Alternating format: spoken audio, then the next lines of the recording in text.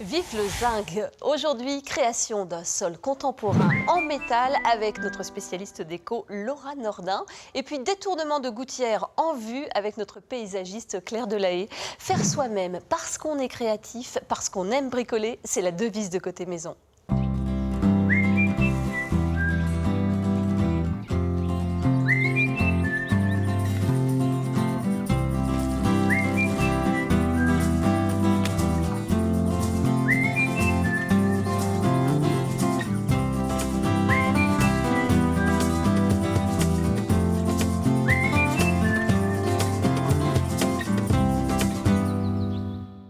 Bonjour et bienvenue dans Côté Maison. Ce matin donc, nous allons nous retrouver à quatre pattes car nous allons nous occuper du sol. Vous aimez les intérieurs contemporains? Eh bien ça tombe bien, nous allons créer un sol contemporain. Et celui qui frotte, qui frotte, qui frotte, parce que dès qu'on arrive ici, on est au boulot. C'est Laurent qui est venu participer à Côté Maison. Tu as fait connaissance avec Laura.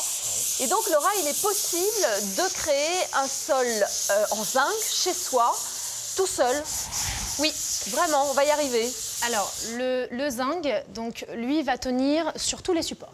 Mais c'est-à-dire que, par exemple, j'ai une chape béton, je vais pouvoir appliquer le produit directement dessus. J'ai un parquet en bois, ça va être possible? Oui. Ce qu'il faut, c'est toujours avoir donc, un réagréage, si besoin, donc lisse. C'est pour ça que là, Laurent est en train de poncer.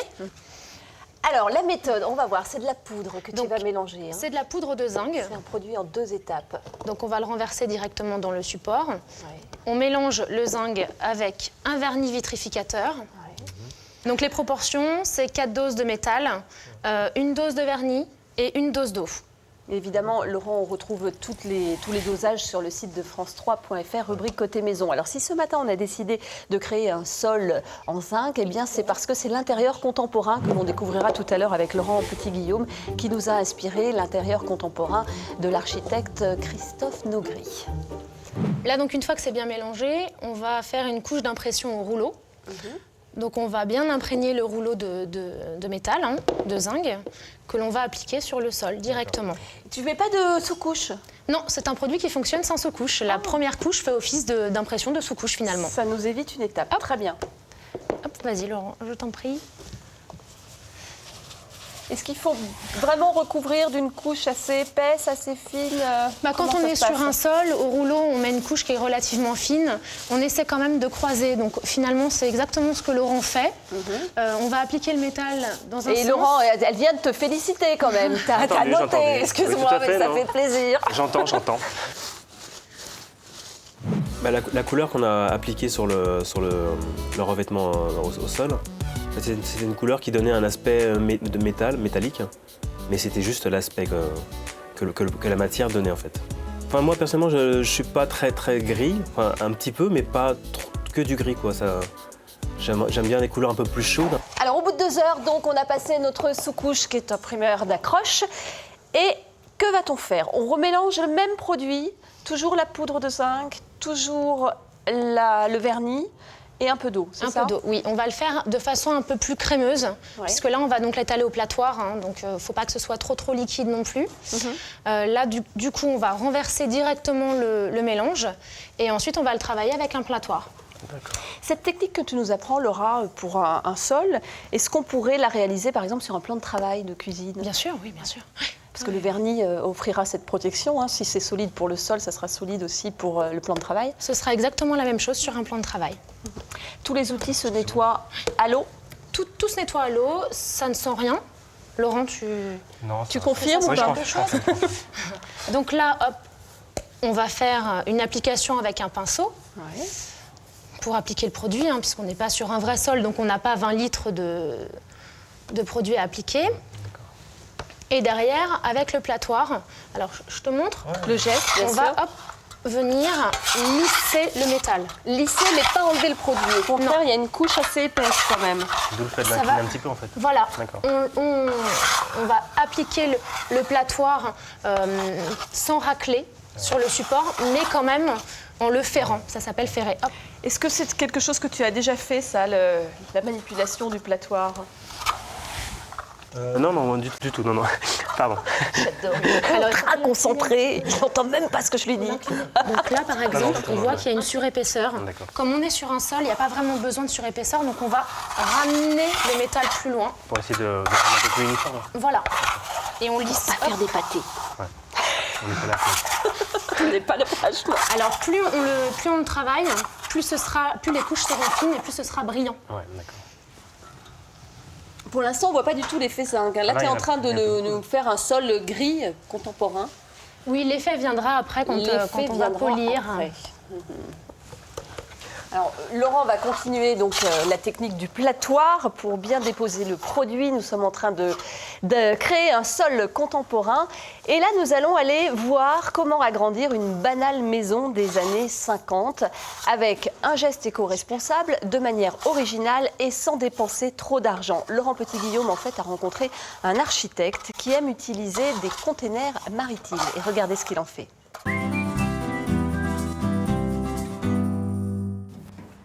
Bonjour, j'ai suivi les mouettes, c'est bien ça, on est à Nantes aujourd'hui. Et la question du jour, c'est comment agrandir sa maison. La solution, des containers. Bon, enfin, c'est pas si facile que ça. Il faut surtout trouver un très bon architecte. Ça tombe bien, on en a un, il va tout nous expliquer. On va découvrir Christophe Nogri.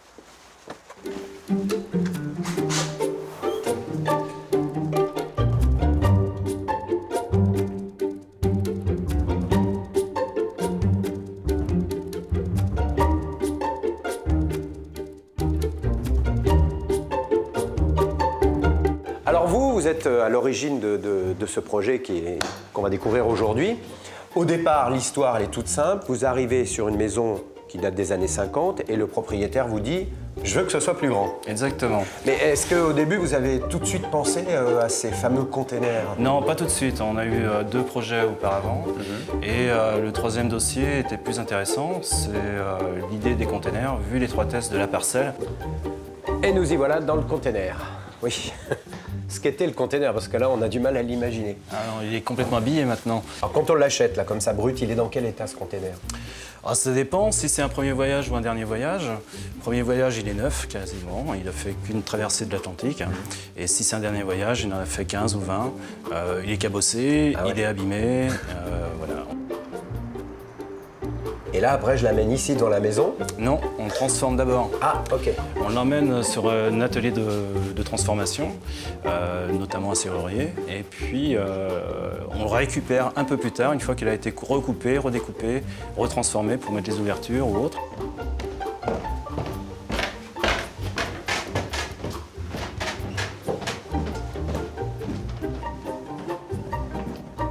Ah là, on voit bien le container, effectivement. Ah ben justement, je voulais savoir si cette construction avait eu un certain impact sur le voisinage. Non, rien du tout en fait. Une fois, je me suis rendu compte que les lignes de bus passaient et tout était fondu. Les gens ne se sont même pas intéressés, même pas tourné la tête, rien du tout. Donc en fait, le projet en lui-même se fond dans son paysage actuel.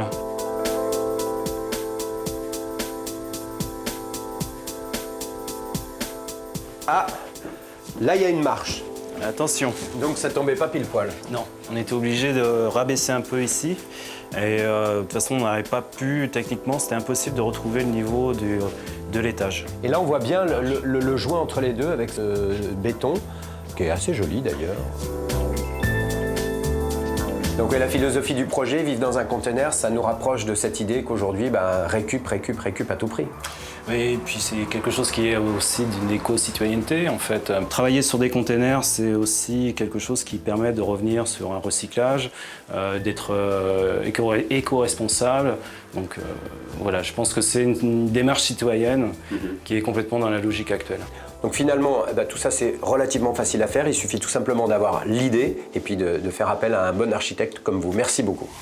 Et c'est cet univers très contemporain qui m'a donné l'envie de réaliser ce matin un sol en zinc, ce que nous faisons avec Laura Nordin qui est là avec nous, notre spécialiste déco. Et ensuite, nous allons voir qu'il est possible aussi d'apporter de la couleur. On n'est pas obligé d'être que dans le gris comme ça. Alors qu'est-ce qu'on fait quand on veut de la couleur, Laura? Donc Laurent est en train d'incorporer au mélange de zinc un petit peu de pigment. Donc la couleur qui a été choisie, c'est cyane calcinée, pour avoir un petit ton un petit peu orangé. Cyane donc on en calcinée. met un petit peu, comme on voit, comme Laurent l'a ça fait déjà pas mal. appliqué. Ouais. Et du coup, là, on va mélanger au zinc le pigment de façon à ce qu'il se colore. Alors il faut bien mélanger pour avoir une couleur homogène. Et ensuite, donc, ça te permet de réaliser combien de coloris possibles comme on fait à l'infini, oui. Alors là, qu'est-ce que ça va donner comme couleur? Parce qu'on ne voit pas un changement, tu es d'accord? Là, tu vois quelque chose? C'est sensible. C'est léger. J'adore, quelle délicatesse. C'est sensible, ce qui veut dire, Laura, que là, pour l'instant, on n'a pas vu de changement de couleur, nous. On verra un changement de couleur au ponçage. Donc, tu déposes d'abord la matière avec le pinceau et ensuite... le plateau. Ah oui, ici, on voit la différence. Il y a des reflets, c'est joli. Dis donc, t'as vite pris le coup de main, Laurent. Quand on a une bonne prof, ça marche rapidement.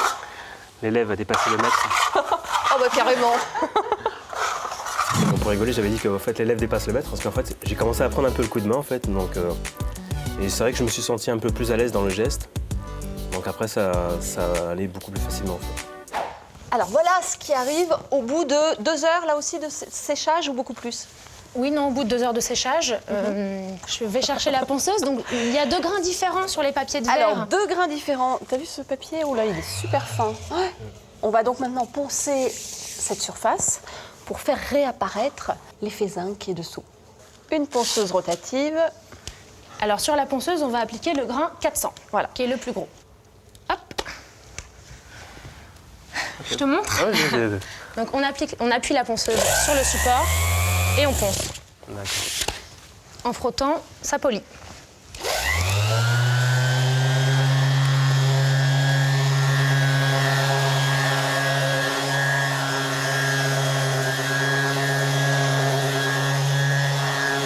J'ai un mobilier dans la salle de bain déjà à poncer.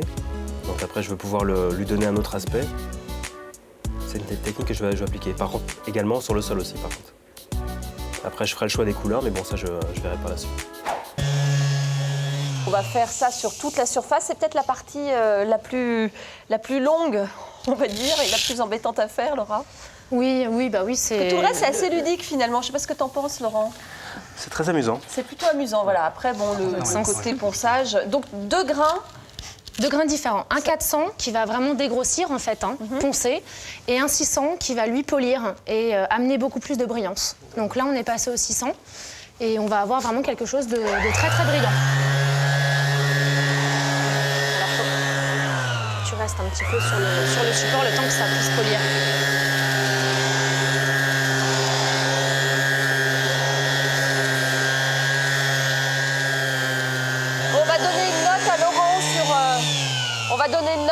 Sur l'art de manier la ponceuse. 21 sur 20. Exactement, c'est exactement ce qu'on allait dire avec Laura. Et avantage quand même et inconvénient de ce sol, est-ce que le fait qu'il soit brillant comme ça, bon, moi j'adore la texture, je trouve ça super beau et en plus on voit que c'est facile, simple à réaliser, mais est-ce que c'est pas glissant? Non. Et dangereux? Non, puisqu'on est sur du métal. Donc on va même y appliquer une cire afin de le lustrer et que ce soit vraiment beaucoup plus brillant et protégé, bien évidemment. Alors vas-y, parce qu'on n'oublie pas donc que c'est fait à partir de poudre de zinc mélangée avec du vernis. Donc c'est déjà un sol solide et protégé. La cire, c'est quoi? Vraiment pour le faire briller, le protéger encore? Le protéger, les deux en fait. Ça fait briller et ça protège également. Donc c'est une cire là, une cire liquide. Ça protège de tout. Et l'entretien, madame? Comment on entretient un sol comme ça? Alors, comme la cire va totalement bloquer de tout type de tâches, on va entretenir avec une serpillière humide, tout simplement. Tout simplement. Puisqu'on a mélangé quand même le métal avec un vitrificateur. Qui a bouché les pores, si voilà. C'est du bois, ou en tout cas bloquer le processus. Laurent, ton impression sur cette technique, ces produits? Non, c'est génial comme texture. T'as envie de le faire? Ça donne envie. Peut-être pas forcément du gris, mais bon, c'est... Ouais, c'est la couleur, toi, qui te... Mais tu sais qu'avec les pigments, tu pourras faire ce que tu veux. Oui, Il fait bronze aussi, il y a plein de choses réalisables. Eh bien, écoute, si tu as envie de te lancer, il suffit de suivre le résumé. Pour réaliser un sol en métal, préparez un mélange de poudre de métal et de vernis vitrificateur. Appliquez une première passe au rouleau pour servir de couche d'accroche, puis 2 passes épaisses avec un platoir. Ajoutez au mélange des pigments selon l'effet recherché. Polir avec une ponceuse rotative munie d'un disque à grain 400 puis à grain 600.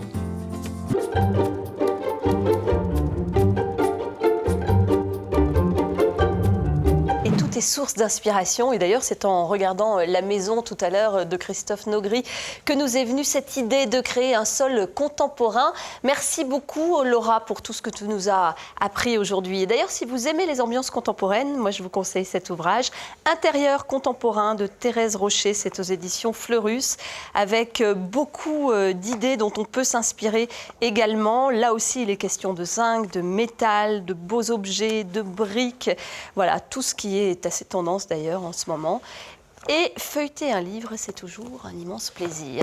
Petite astuce maintenant dans Côté Maison. Est-ce que vous connaissez ceci? C'est de l'adhésif toile. Alors, l'adhésif toile, c'est pas une nouveauté puisque, en fait, c'est arrivé lors du débarquement de la Seconde Guerre mondiale. Les Américains, les troupes américaines l'ont utilisé pour fermer leurs sacs et leurs munitions. Et puis, aussi en 1970, Apollo 13, eh bien, la fusée, il y a eu un problème avec le réservoir à oxygène et on a réussi à colmater la fuite grâce à ce produit donc, qui a pu sauver des vies et c'est un produit totalement étanche. La nouveauté c'est que maintenant il y a plusieurs couleurs. Le vert c'est pour le jardin, orange c'est pour la maison, vous avez du noir, c'est tout ce qui est auto, moto. Si vous avez envie de bricoler, il y a aussi le rouge, loisir déco.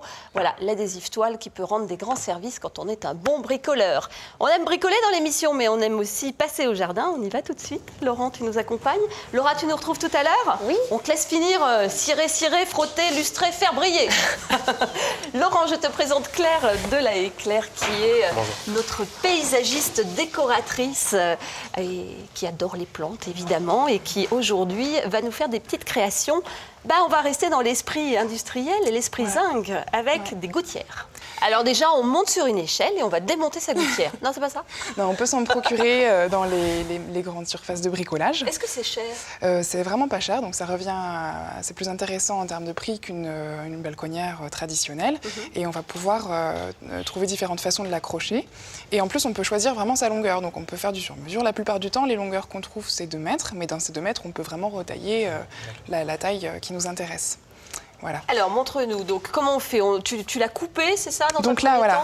On a coupé, on a choisi une longueur, on a coupé. Avec quoi? Il faut une scie à métaux. Et il faut aussi se procurer donc en fait les fonds emboîtables qui viennent fermer les 2 extrémités. Donc ça s'achète tout prêt, voilà. Fonds emboîtables. Au même rayon, au même endroit que là où on va acheter les gouttières. Avec les gouttières. Ouais. Et en même temps, on achète aussi les crochets au même endroit, qui sont des crochets en zinc aussi, qui vont servir à fixer les gouttières sur les façades. Et ces crochets, donc on va venir ça s'appelle des crochets rouennais. On va venir les fixer en façade pour se préparer en fait le support où on va accrocher la jardinière. D'accord. Et c'est super comme effet. Alors montre-nous, il y a déjà une petite chose qu'il faut absolument faire dans une jardinière, c'est des trous. Voilà, c'est ça. Donc celles-ci sont déjà trouées, mais celle-ci on va la trouer. Donc pour ça, il faut une perceuse et une mèche métal. Mèche métal, évidemment. De préférence. Donc pour percer, ce qu'on va faire, c'est qu'on va se mettre au-dessus du vide. Laurent va essayer de le faire. Alors vas-y. On va lui tenir. On le tient. Tu lui tiens peut-être de l'autre côté, voilà. Si tu veux, N'importe où. Alors, à quel endroit on fait le trou? À peu près à 5 cm du bord, c'est bien. On va en faire un de chaque côté.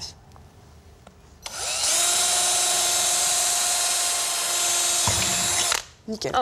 Donc des trous très fins, là, t'as pris quel diamètre? C'est tout petit. Je crois que c'est du 4 à peu près. Voilà. 2 trous. 2 trous. C'est fini pour les petits trous. On peut faire un peu plus sur les plus grandes jardinières, mais là, c'est parfait.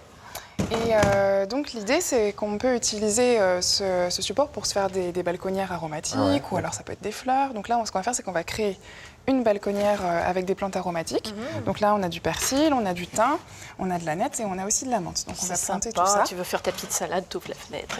Voilà. Qu'est-ce qu'on met dans notre jardinière pour que ce soit plus facile à planter, que la terre ne sorte pas quand on va arroser, ce que je fais c'est que je fais un mélange entre du terreau, traditionnelle, quoi, et de la tourbe, qui va, elle, faire en fait un petit lien entre les deux pour que quand on arrose, il n'y ait pas trop de terre qui ressorte. Donc tu mélanges les deux, terreau et tourbe. Donc là, on a mélangé les deux. Ça y est, tu as mélangé, moitié. C'est quoi les proportions? À peu près moitié-moitié. Moitié-moitié.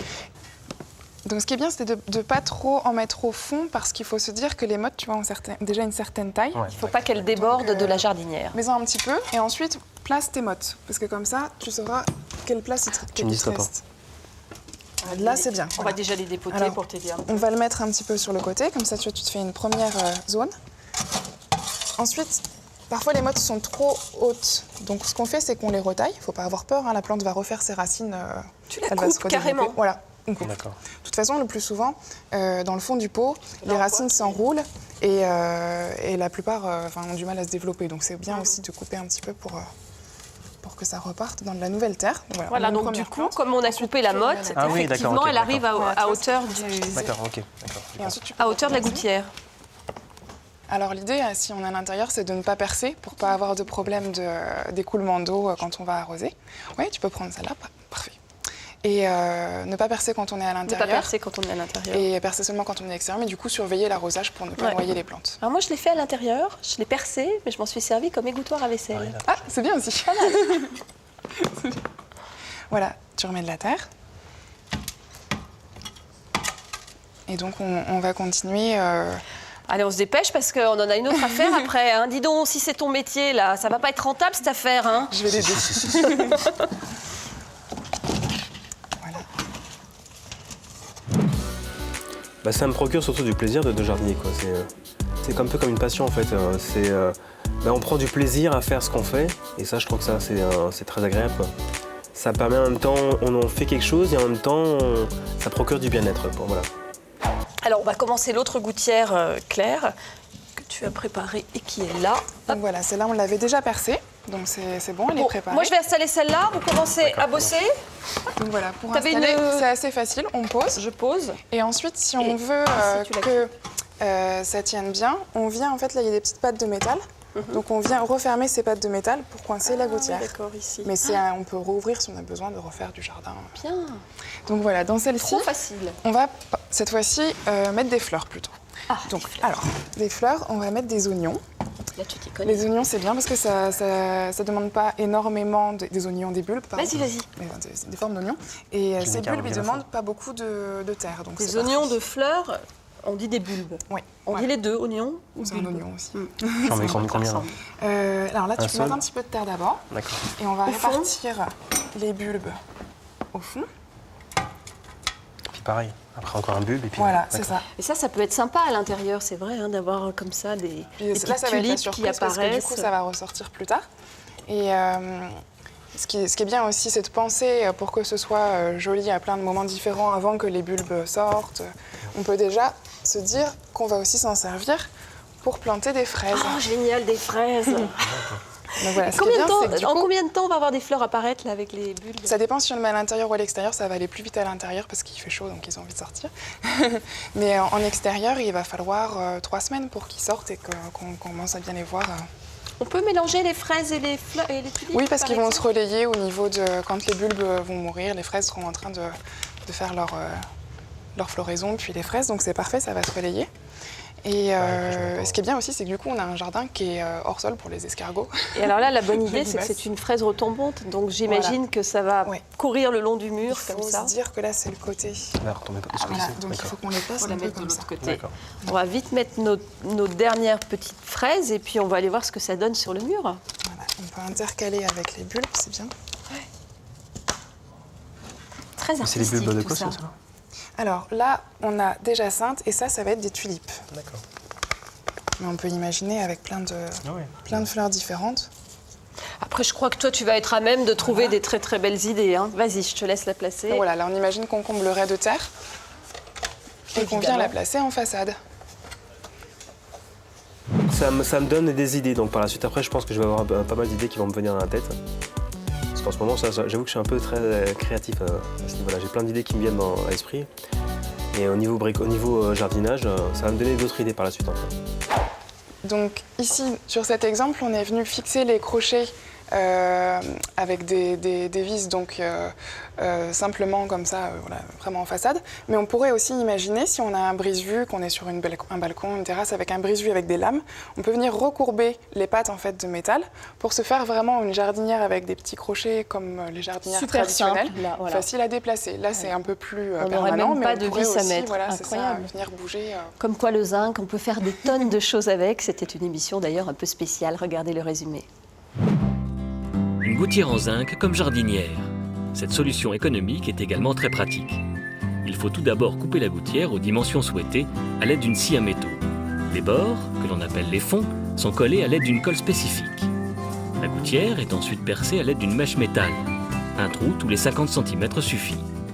La terre est ensuite mise directement dans la gouttière, qui peut recevoir de multiples plantes. Des aromatiques, des fraises, des radis, des fleurs à bulbes. Cette solution convient aussi pour l'intérieur, mais ne nécessite alors aucun perçage. Et ben voilà, il n'y a plus qu'à réaliser toutes les idées qu'on vous a données ce matin dans Côté Maison. Laura, tu viens nous rejoindre. Laura, donc, qui nous a appris sa technique pour réaliser un sol contemporain. Et c'est possible sur beaucoup de supports, sur un mur. Hein, on peut tout à fait le faire aussi. Tous les supports. Sur un plan de travail, tous les supports, tout est possible. Et puis avec Claire, donc la réalisation et le détournement de ces gouttières en jardinière. Laurent, L'apprenti. que vas-tu faire chez toi lorsque tu vas rentrer? Bonne question. Je pense que ça m'a donné en tout cas pas mal d'idées. Ouais. La gouttière, pas mal, hein? C'est original, oui. Avec les petites fraises à l'intérieur dans son salon, ça peut être rigolo. Dans le salon, peut-être pas, mais bon, à l'extérieur. À l'extérieur, ouais. Merci à vous deux pour ces idées. Merci à toi, Laurent, pour ta participation. Et n'oubliez pas que sur France3.fr, vous retrouvez toutes les recettes, tous les trucs et astuces de l'émission. À bientôt, au revoir.